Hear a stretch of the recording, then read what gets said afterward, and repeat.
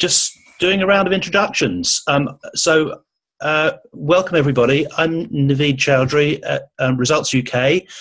I help to look after our grassroots network. Maybe just people introduce themselves one after the other. Just go whenever you feel like.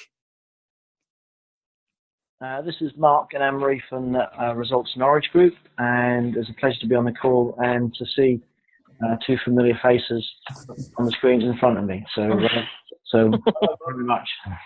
Hi, Mark and Anne-Marie. Welcome. Oh, yeah. Hiya. Yeah.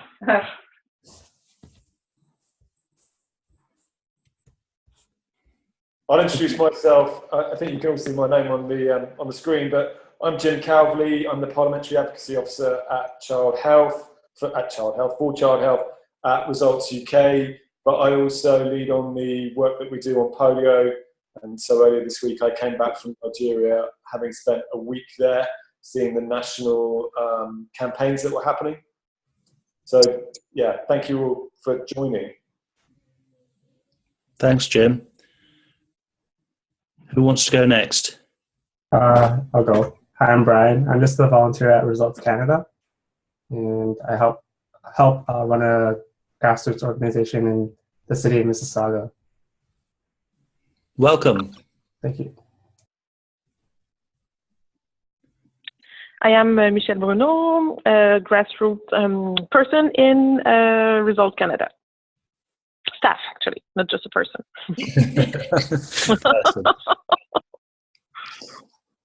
Hi, I'm Pamela. I'm from Montreal. I'm a long-time volunteer, 30 years.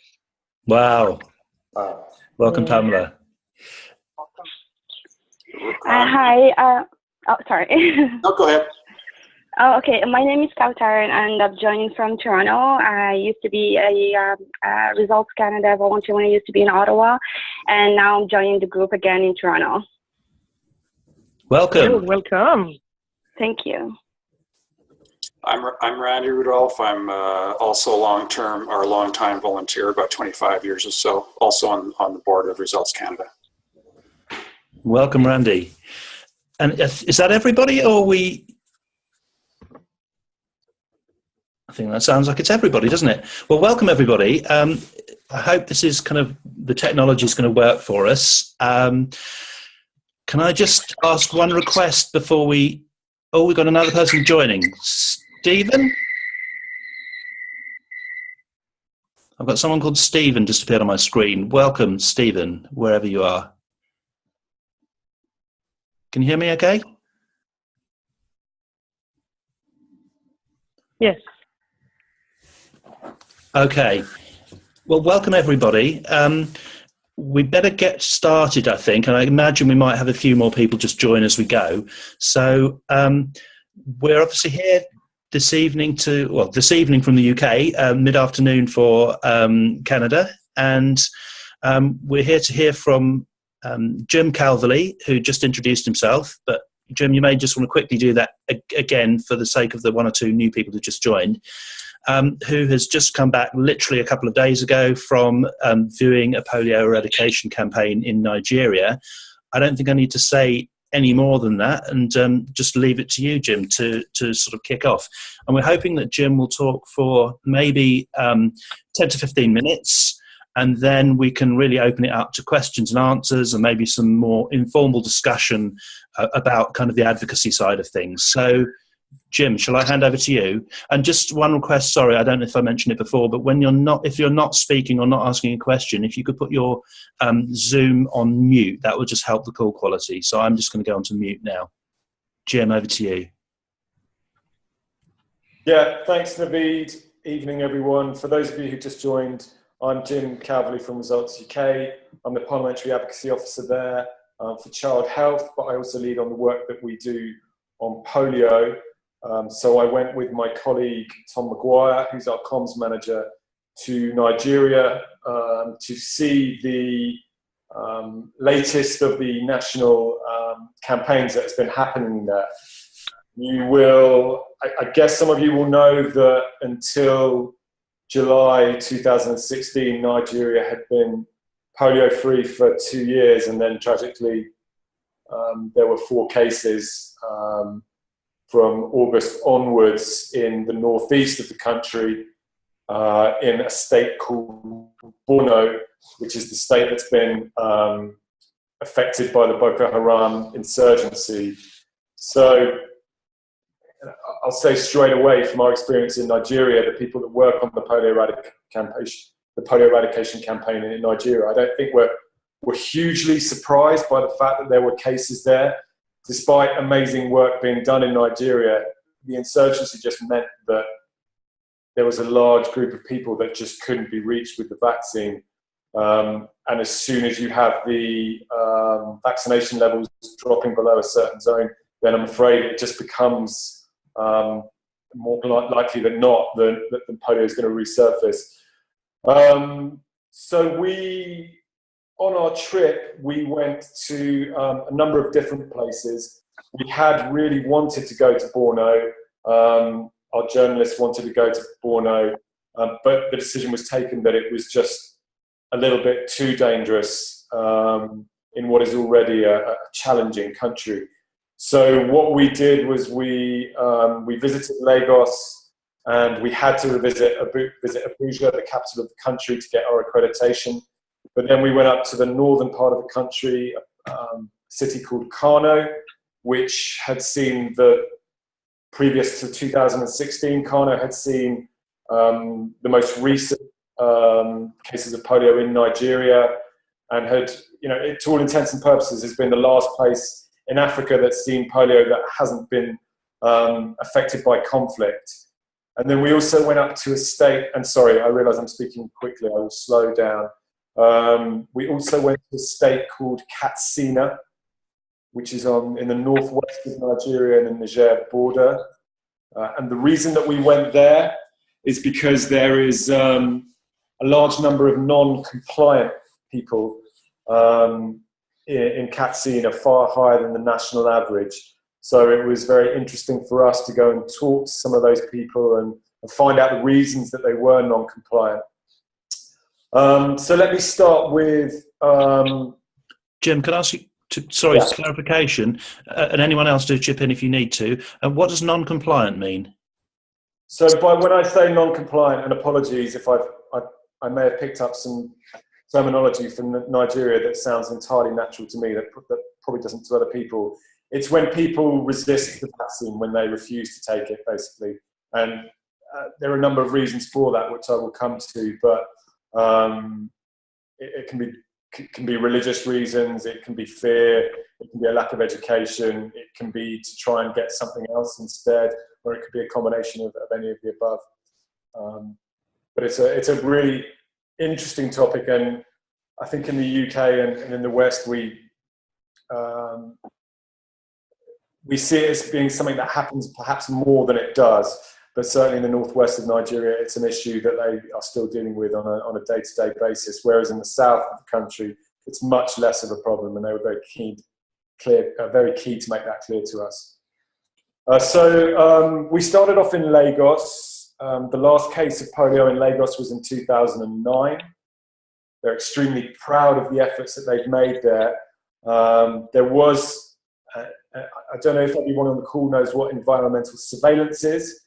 But even in states like Lagos in Nigeria, where there hasn't been polio for a number of years, to ensure that polio doesn't come back, they have to make sure that they're testing the water in the area to see that there aren't samples of polio in the water.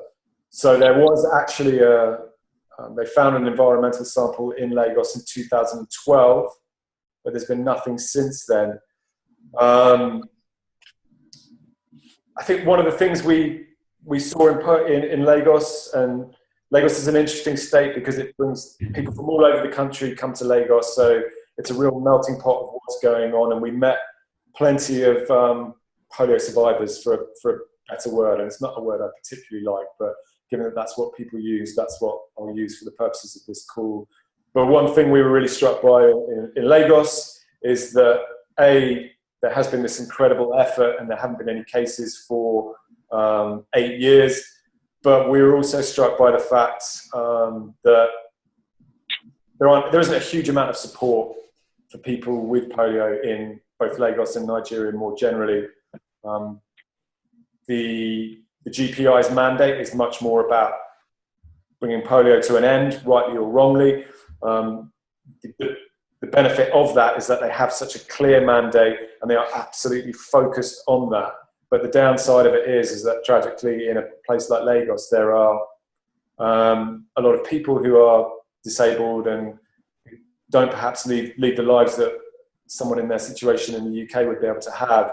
And we were speaking to a man in Lagos who said that even when he goes out in his Sunday best, that when people realise you have polio, they essentially, his words were, they think you are a beggar. So there's a lot of issues around attitudes, I think not just to polio, but to disabilities more generally in Lagos. But I mean, thankfully, the numbers in the south are getting lower and lower. And I think what was remarkable even in Lagos as well is that it perhaps won't come as a surprise to know that Nigeria is a country of extremes, of extreme wealth and really extreme poverty. One of the statistics that struck me is that, and this isn't just about polio, but this is about routine immunization more generally, is that if you're from a wealthy family in Nigeria, you're 11 times more likely to be immunized than if you're from a poor family. And that presents very obvious problems, both in terms of polio eradication, but also in terms of getting the basic 11 WHO recommended vaccines.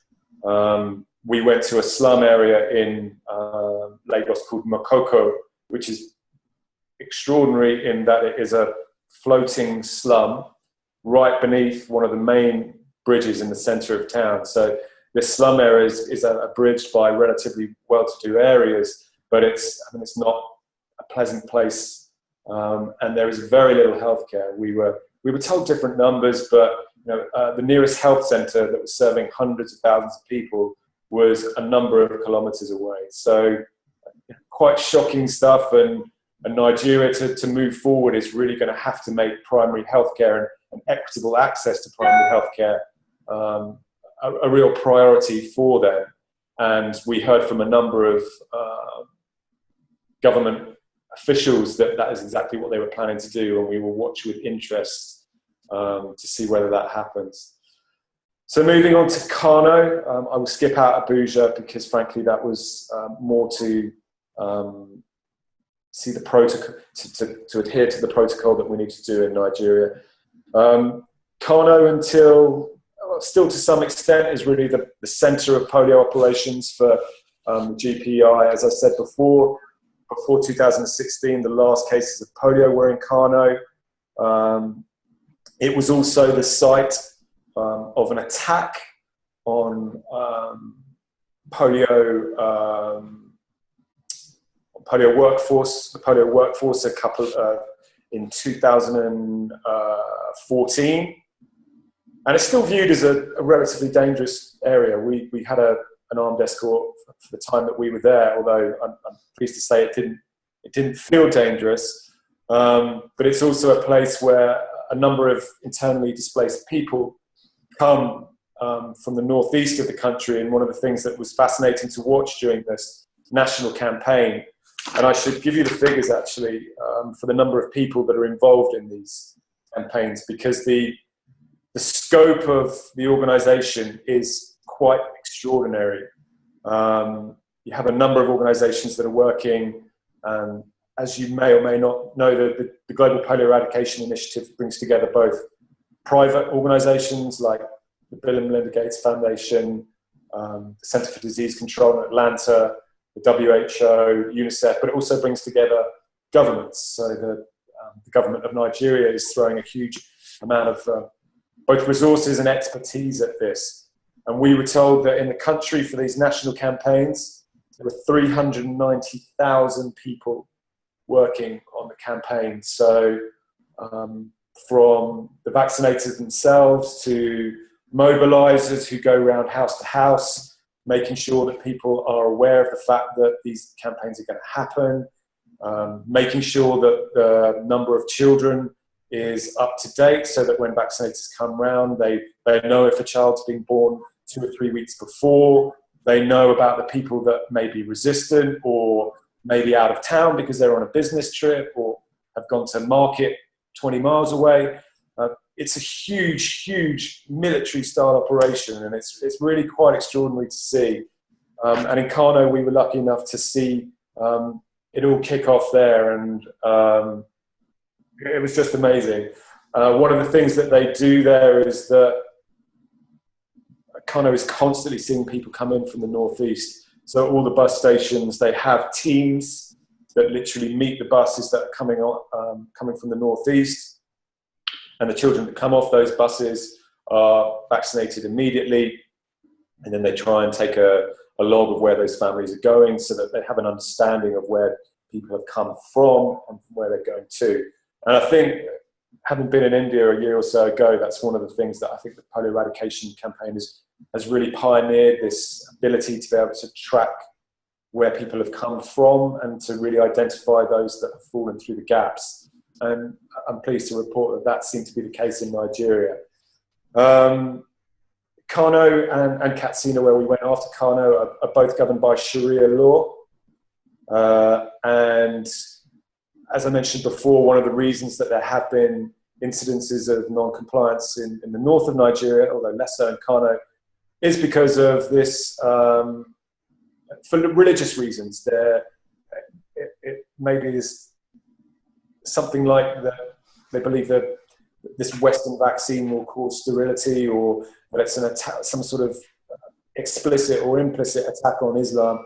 And so in places like Kano, we were lucky enough to meet imams and other local influencers who had been really key in making sure that their communities were understood the benefits of vaccinating, and that those people were able to help their communities understand why they were doing it. In Katsina, which is a little bit further north, as I said, we met a number of families that were non-compliant. And I think the most interesting thing for me is that a lot of the reasons for the non-compliance seem not to be through any fundamental disbelief in the benefit of the vaccine necessarily, but it was more to do with inequality. It was more to do with them saying, we haven't got water here, or we haven't got sanitation. Why are you offering us the polio vaccine? Why don't we get all of these? We're not going to take the polio vaccine until we get these other things. So it was almost like they were leveraging what they perceived and what they didn't have in order to try and get more. And that was kind of their bargaining chip. You know, that was literally the only thing that they could bargain with, whether they took the polio vaccine or not.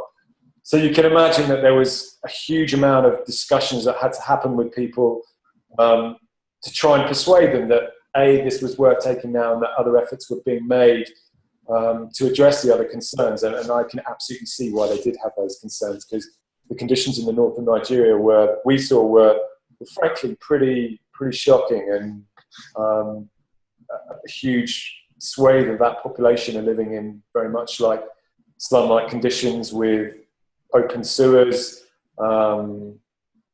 living in very cramped areas. These are the kind of areas that polio really thrives in. And again, what you see in an area like Katsina in the northwest is, at the moment, they have a meningitis outbreak there. And meningitis in Nigeria at the moment is frankly much more visible than polio. And I think polio, for these people in the northwest, has almost been a victim of its own success, in that because it's not so visible, because such an amazing job is being done in bringing down the numbers, there is almost an element of fatigue. And this is not just from people receiving the vaccine, it's actually from the government as well. And the risk of that, obviously, is that as soon as you take your foot off the gas, then polio is the sort of disease that comes back very, very quickly.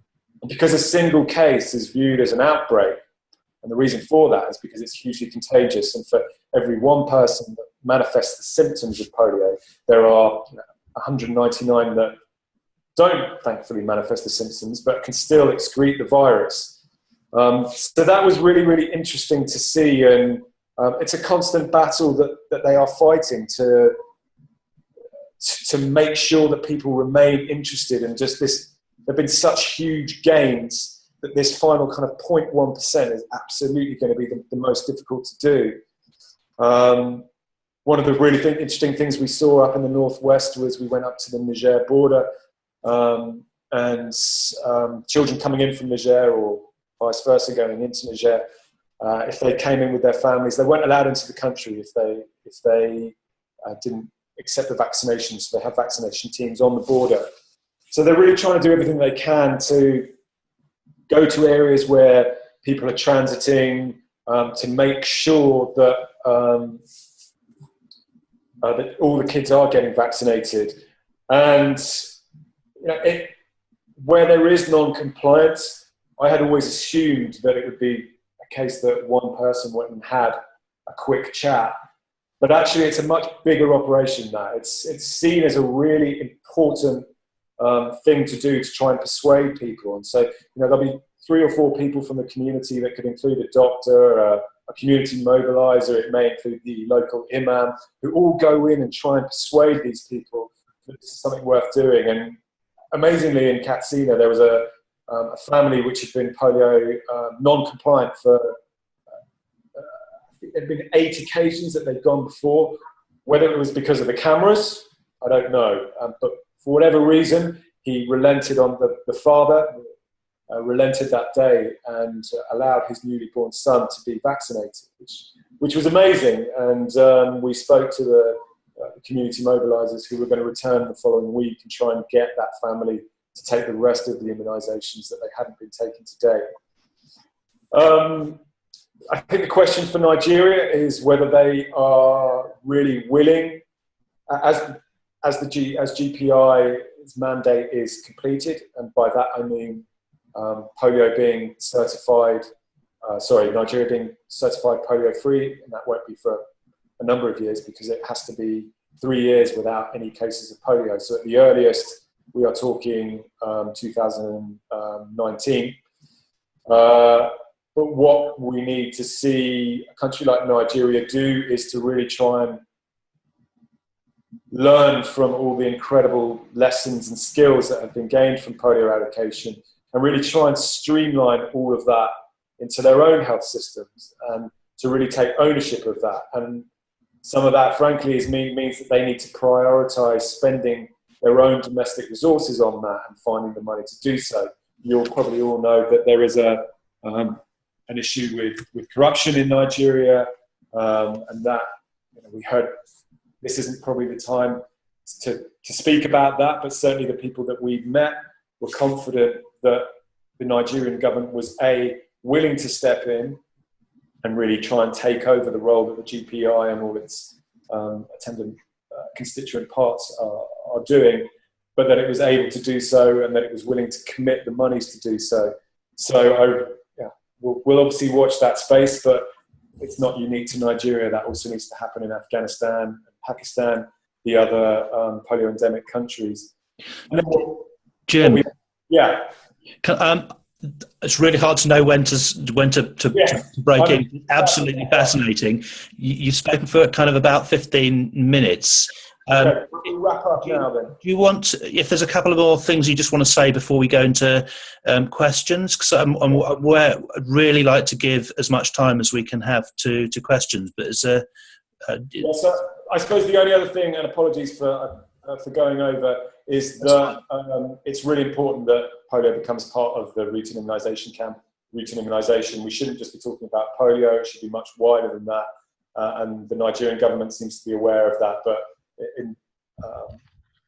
polio is an amazing springboard which to introduce other health interventions, and we were lucky enough to see that. I will stop there. Apologies, I've been going on for some time. So please feel free to fire away, and if I can't answer any questions, I will do my best to find out over the next couple of days and get back to you.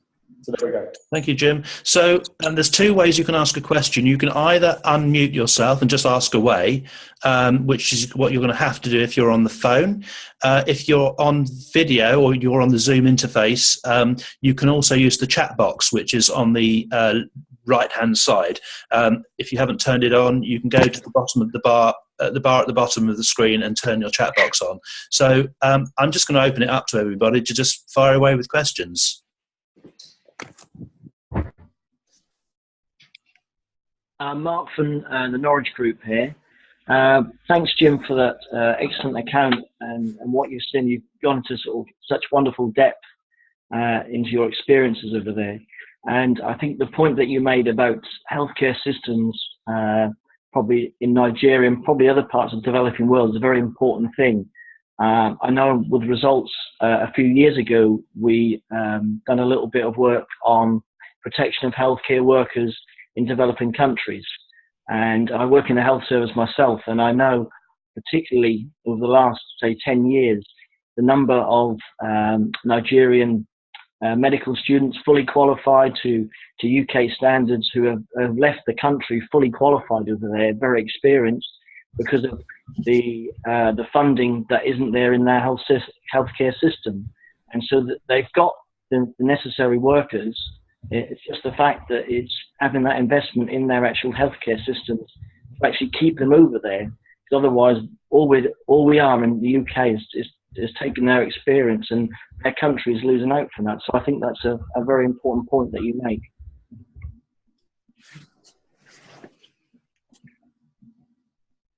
Yeah, thanks for that. I didn't, weirdly, you cut out for the first 20 seconds of that, but it wasn't actually something that came up while we were away, that people were saying that they were losing their staff to the UK and other Western countries, but I know that it has happened, and you're right, the only way that Nigeria can deal with that is to make sure that people get the training and that they're compensated in a way that is, if not commensurate with than their Western colleagues, because I think that's probably some time away, but it at least allows them to stay in the country and support their families in the way that they need to. Thank you. Jim, we had a couple of questions come in on the chat, the group chat. The first question is from Randy. Is the issue for Nigeria a national issue, or is it really a Borno issue? Does that influence how Nigeria needs to move forward? So I'm reading that out because I'm aware not everybody on the call can see the group chat. So we were told by pretty much everyone that we asked this question to in Nigeria that, but for Borno, polio would have been eradicated in Nigeria. And so all 4 cases during 2016 were in Borno, all of them in areas that were essentially inaccessible. So the work that is going on in the state at the moment is reliant to at least some extent on cooperation with the military. Some of the GPI staff just simply aren't able to access certain areas. So they're not getting information back as quickly as they would like to. Frankly, they're not able to confirm with any degree of certainty what the vaccination levels are in certain areas. So absolutely, I think Nigeria would have been polio-free but for Borno. But at the same time, it's really that when Nigeria became polio-free for 2 years, there was a sense that they were perhaps celebrating prematurely. And it's really, really key that they don't regress. And I think they're on the right track, but Borno is going to be really, really tricky. There hasn't been a case for almost a year, and all the signs are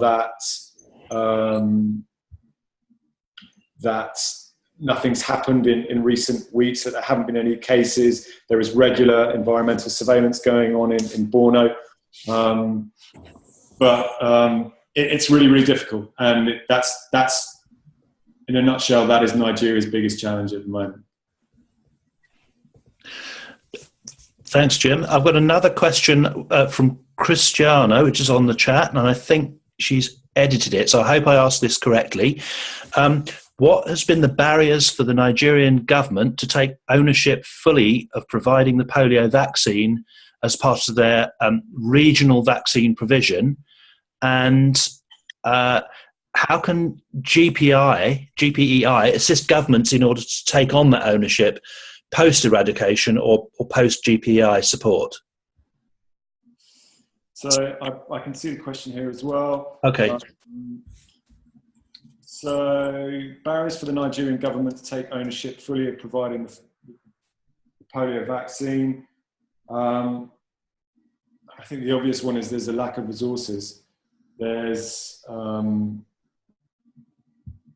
the Nigerian government has committed, since the outbreak in July last year, has committed a large number of resources to the outbreak. As soon as there's an outbreak of polio, there are steps that they have to follow. They have mass immunization campaigns in that area where literally they deliver thousands, if not hundreds of thousands of doses of vaccine, and it's an expensive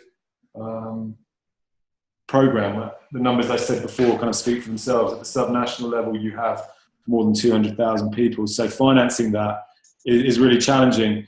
In terms of the polio vaccine itself, there's been a shortage of the inactivated polio vaccine. Christiana, you probably know that already. In terms of the availability of the oral polio vaccine, my understanding is that has been fine. There are technical challenges in keeping that vaccine cool and in a state that it can be delivered to people that live in marginalised areas. How can GPI assist governments in order to take that post-eradication? And I think GPI just really needs to make sure that it works with a government like Nigeria and keeps on making it clear that the Nigerian government has to take over areas of the polio eradication campaign, that they need to slowly build in the capabilities to take over what the GPI workers are doing. I think it's really important that the GPI don't just leave them on a cliff edge, and that they slowly build down from what they're doing now. And there is a concern that when the GPI is finished, that they are just going to leave too quickly. So I think it's really important that they use their considerable expertise to help the Nigerian government. We saw, for example, a lot of Indians were involved in the polio campaign in Nigeria, who were leaders in areas. One of the senior UNICEF people in Nigeria is an Indian. So, they are using the expertise that has been gained in other areas to try and pass that knowledge and expertise onto the Nigerian government, and to show them how the practices that work well. And it seems that the political will in Nigeria exists.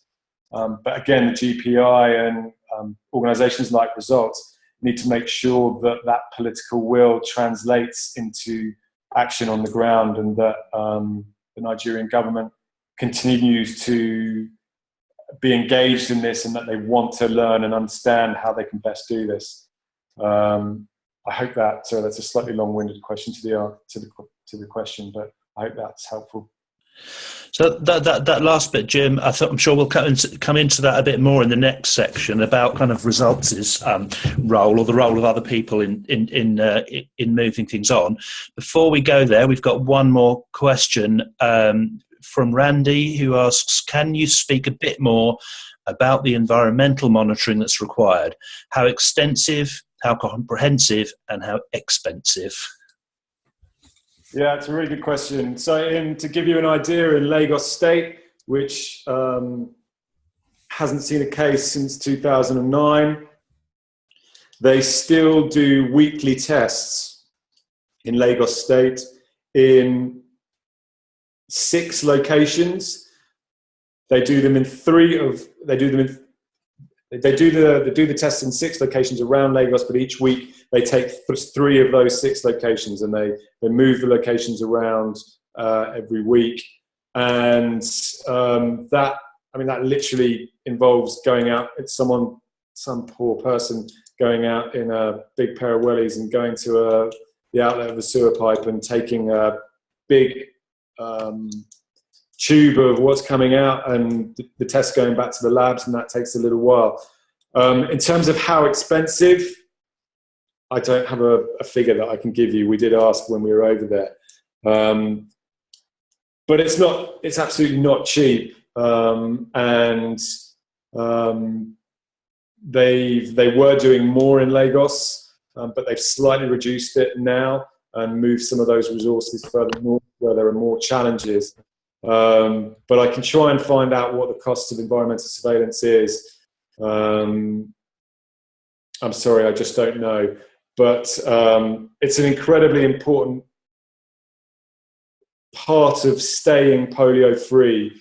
Even India, which was certified polio free in 2011, it continues to have environmental surveillance for polio. And even in Western countries, one of the journalists that we took from Melbourne said that even in Australia, in Melbourne, they do periodic tests to make sure that it hasn't somehow got back into the system. Part of the issue that the Nigerian government is going to have to do is to make sure that once the country is polio free, is to make sure that it stays polio free. So environmental surveillance is a really, really key part of that. And sorry, I should add, in addition to the environmental surveillance, actually, they also, part of the surveillance program is that they also take stool samples from 50 children in these areas on a regular basis to check for any signs of polio as well. So it's not just checking the rivers and waterways in Nigeria, it's actually testing people that don't necessarily have polio, sort of random tests to make sure that the communities are staying polio free as well. Thanks, Jim. We have a lovely question here. It says from Results Canada on the chat box. I don't know who actually asked it, but it's a great question. What touched the journalists? I think one of the things that touched them was that of these 300,000 plus people that are involved in the polio program, a lot of them are getting paid very little, if anything. And a lot of these people are doing it because they want to help their communities and because they want to ensure that people do have access to vaccines and that people don't die from vaccine preventable diseases. So these people who perhaps don't have much themselves are just incredibly passionate and caring and really just amazing people. There is a perception of Nigeria that I think we all had before, and almost without fail, the people that we met and the journalists met were incredibly kind and incredibly dedicated and passionate about eradicating polio in Nigeria, and using that as a stepping stone to do other things in Nigeria, because I think their view was that you can't have a kind of tertiary level hospital in every single town in Nigeria, but what you can do is you can provide vaccinations for every single kid. So there were so many people in Nigeria who desperately want to do that. It was, it was amazing. There are probably any other number of things that. Sorry, I'm just moving because my computer's about to run out of battery. Okay, I hope that doesn't happen. There's no other questions on the chat box, but if anyone wants to just chip in, just unmute yourself and ask a question, please go ahead. We've got a few minutes before we were planning to spend the last kind of 15 minutes or so of this hour talking more maybe about the advocacy situation in each country of people who are on the call, and maybe some of the things that grassroots can do. But before we get on to that last 15 minutes, we've got a little bit of time, so do chip in with any questions if you haven't. Do you hear me? Yes. Who is this? Okay, because I tried to put my question in writing form, but it doesn't register anyway. So my first question was putting health systems in place. How is the polio campaign doing that?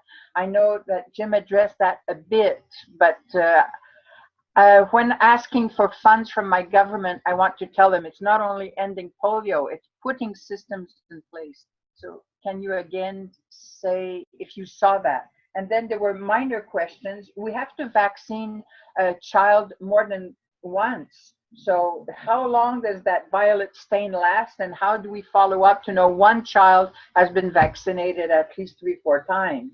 And finally, to end polio altogether, we'll need the injected vaccine.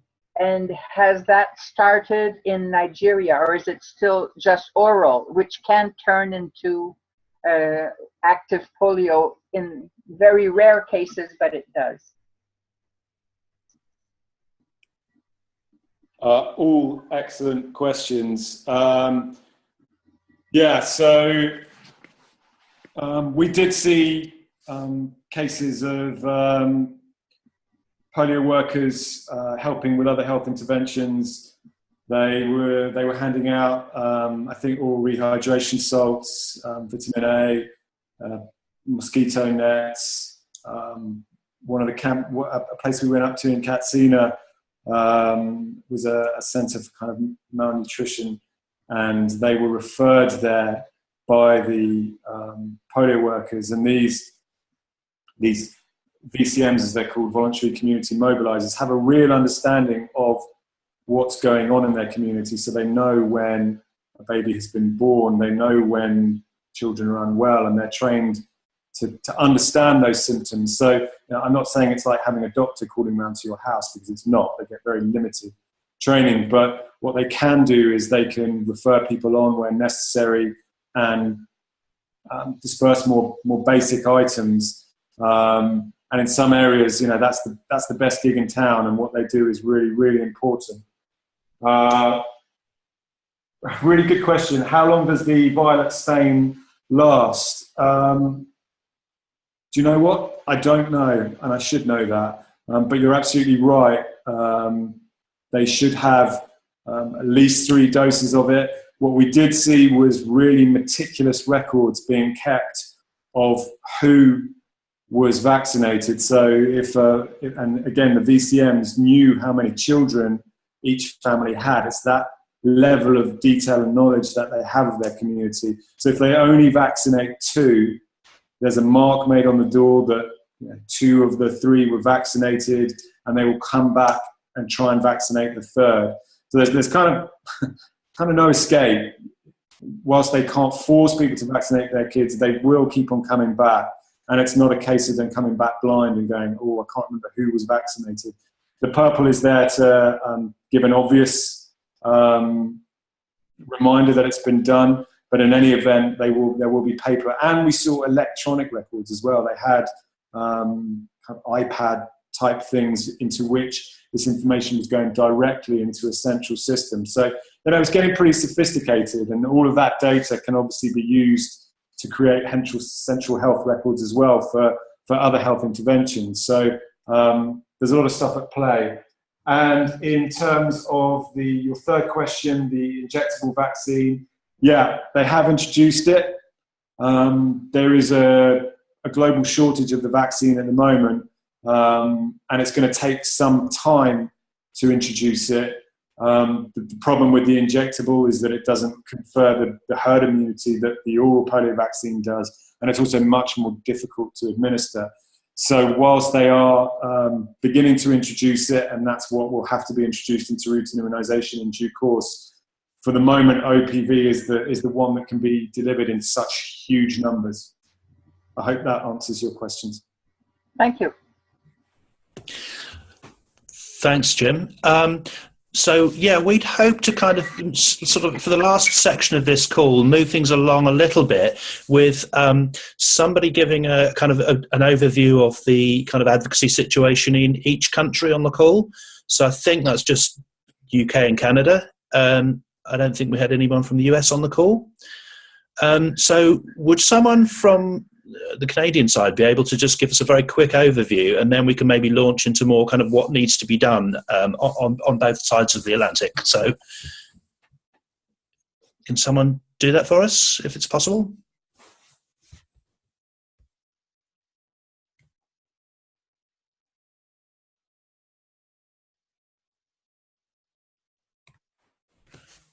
Okay. I'm not hearing anybody. If someone's speaking, it may be that you're muted still.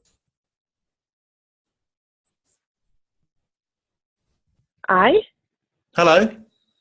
Okay, hi. Sorry, my voice was muted there. Go ahead. So Sorry, right now, who's sorry, it's Michelle. It's Michelle from Michelle. Results Canada. We also have Christiana from Results Canada with our child officer working on polio. Basically, right now, what we are doing is strongly asking our government to be part of the Last Push campaign, and we're asking our Canadian government to invest $150 million in the global GPEI. So that's one side of the concrete work that all our grassroots are advocating on right now.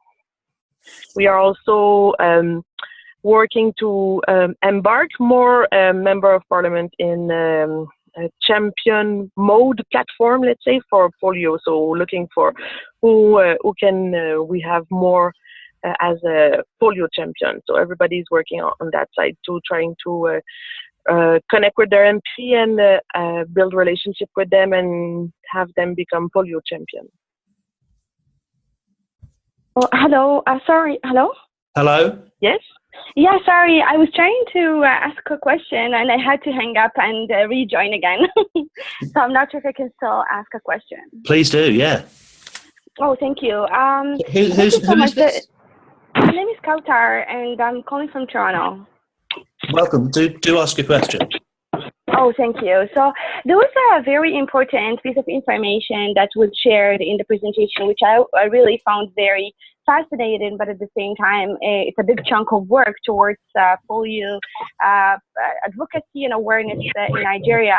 So I want to sort of like learn a little bit about the type of advocacy and outreach within the communities, especially for the families who are not who don't understand the importance of the vaccine as opposed to the priorities that they have, because they may see like water or electricity are other priorities as opposed to polio vaccine. So how do you approach that, and what are like the type of advocacy that you do in Nigeria in order to encourage people to really embark on and do their own mobilization in their community? Jim, did you catch that? So a little bit more detail, perhaps, on that process of persuading people who are not kind of persuaded immediately that polio is their main priority. Yeah, I think it's one of the things that the Nigerian government does and the polio eradication movement in Nigeria does is to really try and engage with people and to explain that, as I said, whilst there are thankfully relatively few cases of polio in Nigeria, that it's very easy to take a step backwards, and that whilst a lot of the current generation don't remember huge numbers of polio cases, that it wasn't so many years ago that rather than tens or hundreds, it was a lot more than that. And so I think it's the government is doing what it can to make sure that people realise that we are so close, and that to not go that extra mile and that one final push risks huge regression and wasting, frankly, resources that have been committed to date.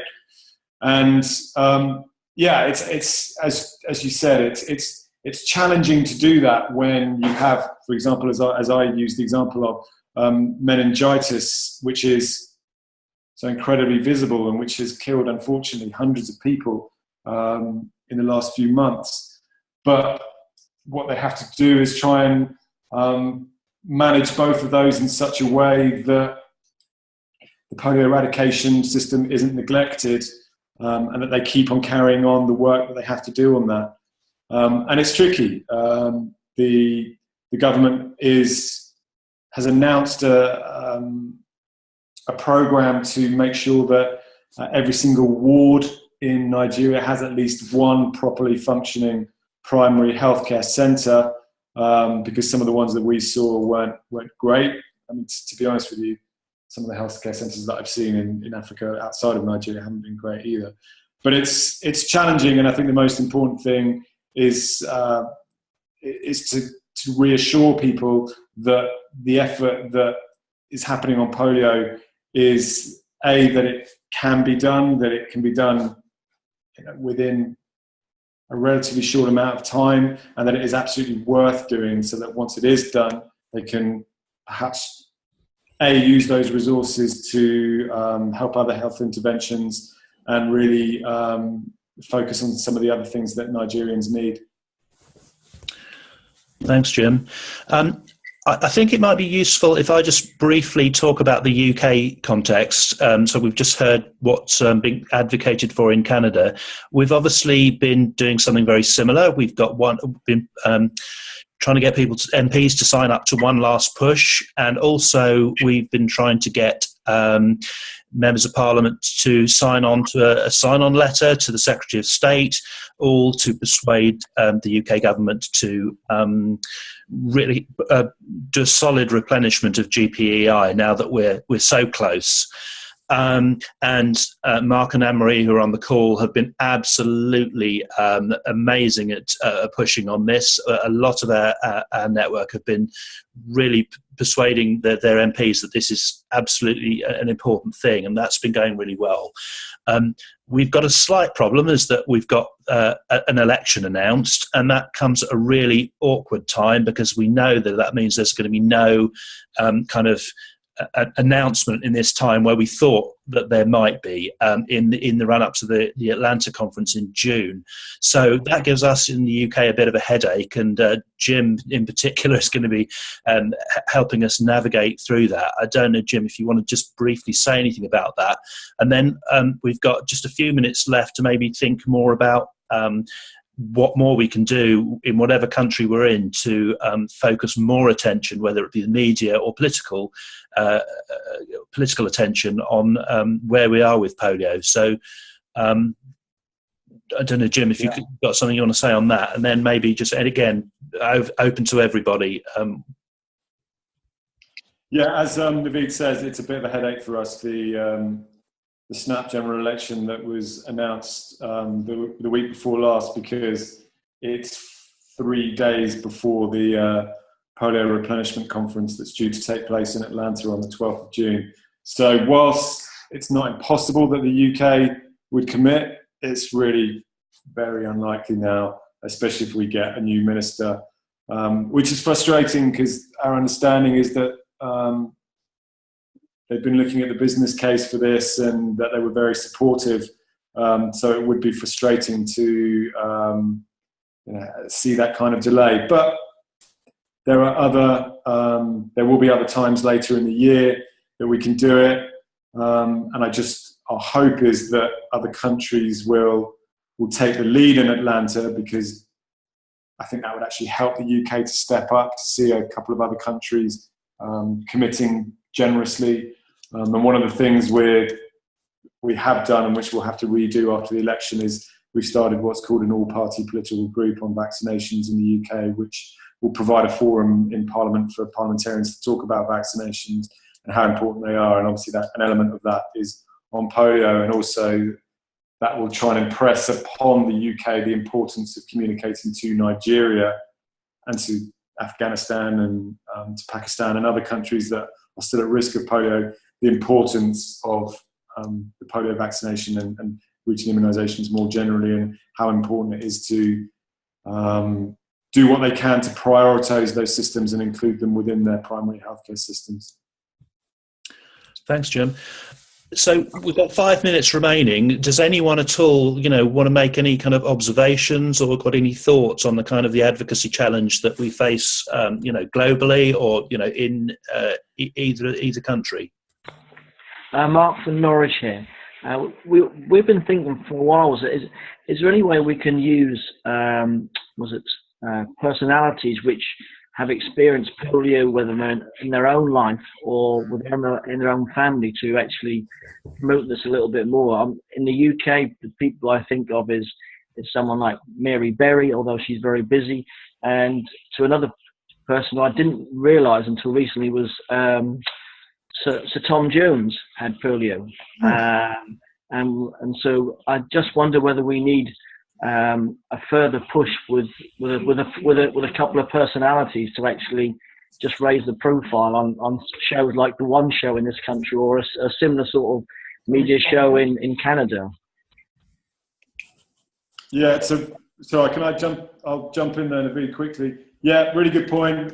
There's people like Ade Adepitan, who's a Paralympian, have done stuff on polio before.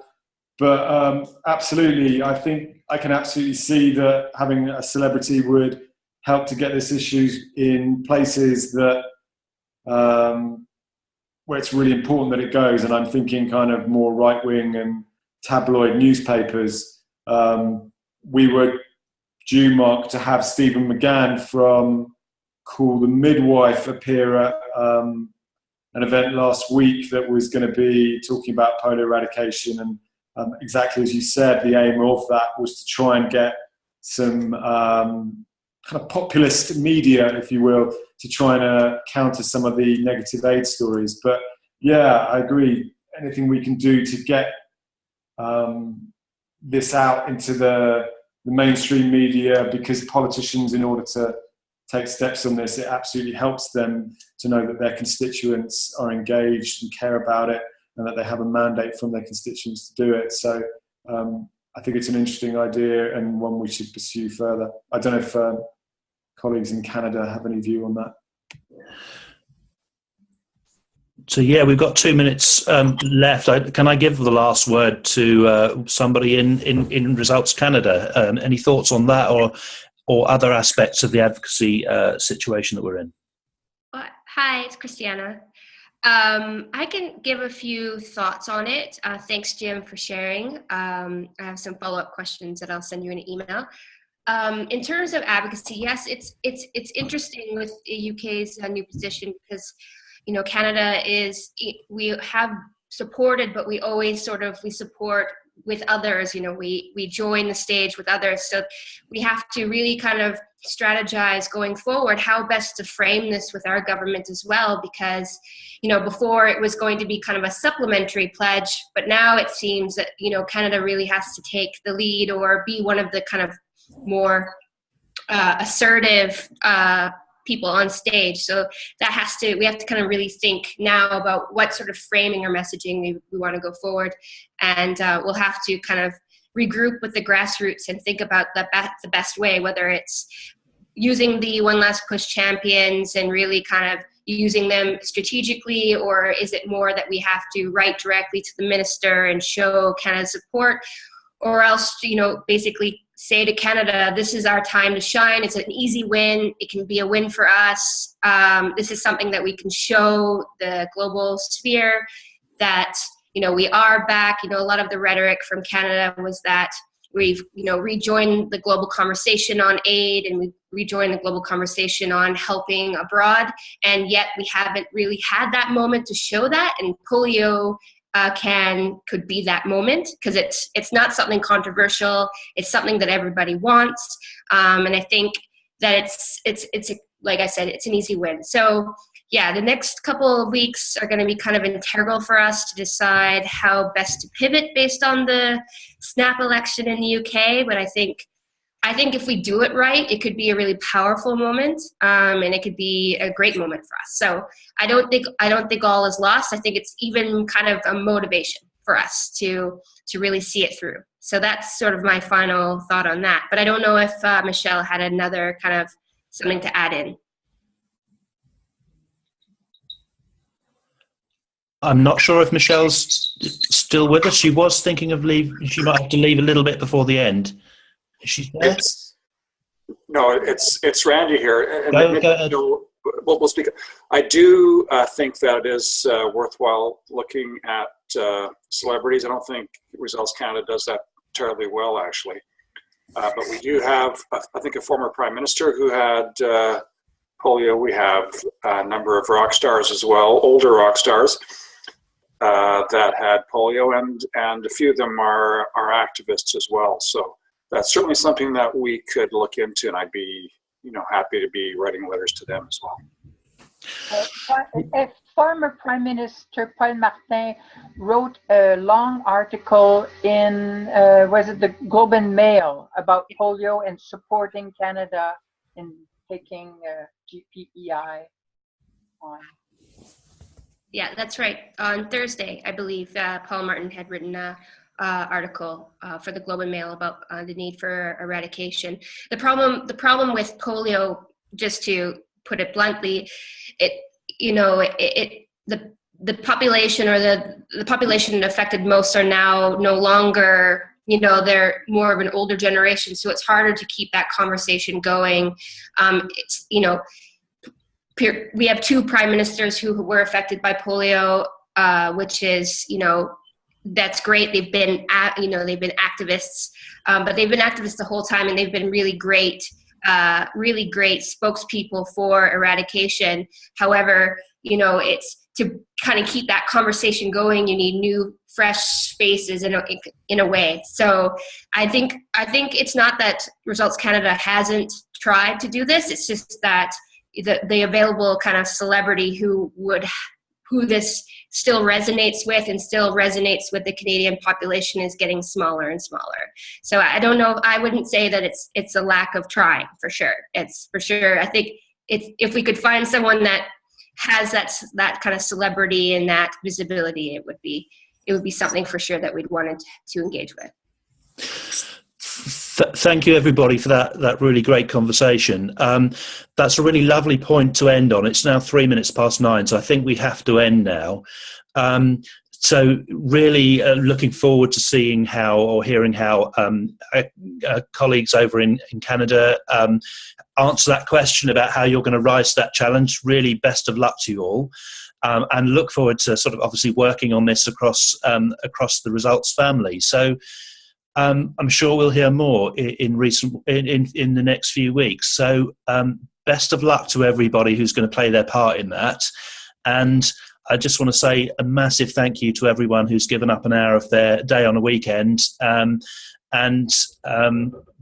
you for joining us. And particular massive thank you to Jim for sharing your experiences when you're literally just fresh off the plane from Nigeria. So thank you, everybody, and enjoy the rest of your weekends.